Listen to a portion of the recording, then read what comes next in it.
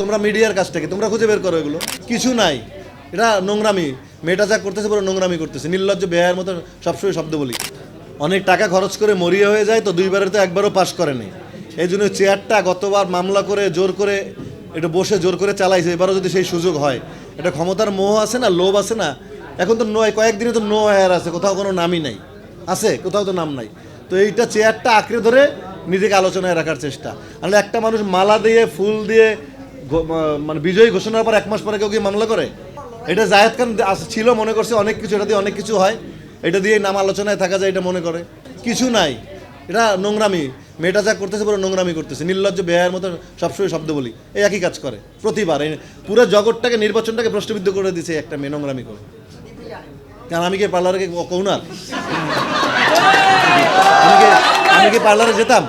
এগুলো ব্যক্তিগত ঘরের খবর, আমি জানবো কেন? এগুলো তো গোয়েন্দা সংস্থা, তোমরা মিডিয়ার কাজটাকে তোমরা খুঁজে বের করো, এগুলো এটা তো তোমরা খুঁজে দেখবো। ভাই আমি একটা হুট করে একটা প্রশ্ন করবো, এটা নিয়ে দুনিয়ার ট্রল হবে, দরকার কি আছে বলো?